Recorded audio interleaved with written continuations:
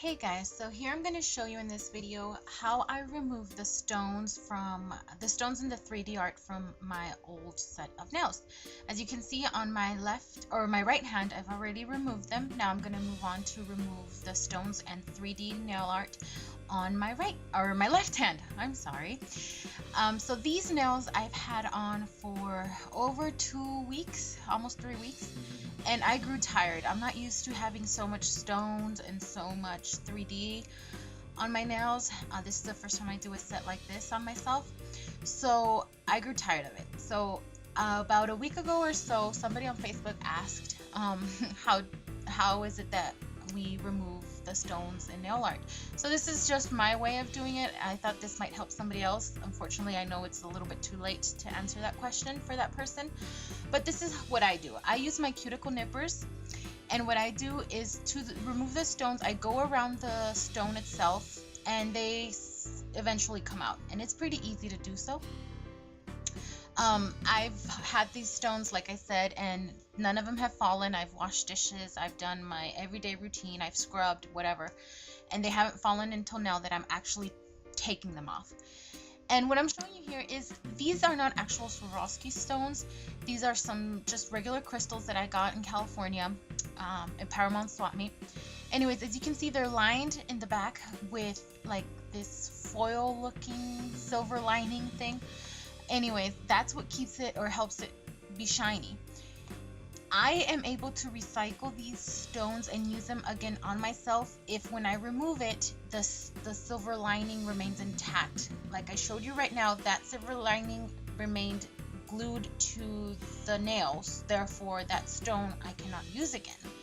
But sometimes I remove stone and the silver lining remains intact and it stays on the stone, and I can go ahead and recycle that stone and use it on myself. I repeat, only on myself. I wouldn't recycle and use a stone on somebody else. But yes, it's very easy. As you can see right there, that silver lining remained intact, so the shine remains perfectly fine, and I can use that stone again. But it's very easy. There's different ways of removing the stones. This is just my way, and what I found to be fairly easy. It doesn't cause any pain, and just the cuticle nippers are thin enough that I can go around the stone and start kind of like breaking off pieces of the acrylic, the 3D, or just it can eventually slip underneath the stone and break off the stone without damaging my nail or hurting myself or anything like that. See, that one was also intact. The silver lining on the back came off with the stone, and you can see it's still shiny, so I can go ahead and use that again. But some of the stones, unfortunately, are very stubborn, and no matter how much I try to remove them with the cuticle nippers, I cannot.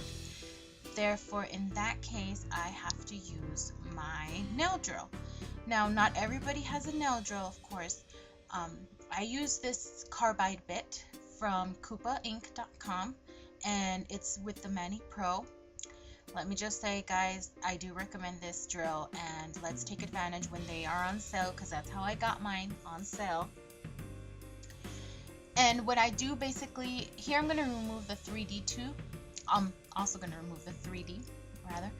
And so basically I just put it at a low medium speed. I like to be careful with this because the carbide bit you can cut yourself with that. And just roll over the 3D acrylic part. And this is also a good way if you want to salvage the tip and you want to redo a new design. You can also just scrape off the 3D art, make it, that's what my initial plan was. I was going to remove the 3D, remove the stones, make it a little bit shorter of a nail, just encapsulate, keeping that same color, and leave it plain, or maybe doing a simple 3D design on one of the nails. But in the end, I decided to remove the whole tip. But basically, you can see how easy it is if you have an electric file, especially if you have the carbide bit. It's very easy to remove the 3D nail art or to remove the stones. To remove the stones, all you would have to do is actually with the edge part of the very tip of the carbide bit, just kind of incline it, make it perpendicular to the stone, and it'll just slip off very easy. It'll just file it off. But if you don't have an electric file, you can also use a hand file. It would just take you longer. Make sure you get a very coarse grit. Remember, the lower the number, for example, the 80 is much more coarser than a 180. But you can do it by hand, of course. First is you can use the cuticle nippers, which is my go-to method, and then if I cannot remove it with the cuticle nippers, I'll go in with my hand file. And I'm sorry, I'm getting out of frame. But basically, this is the way I do it. If you liked the video, please make sure to thumbs up, comment, like, and subscribe if you haven't done so. And if there's anything you would like to see in a future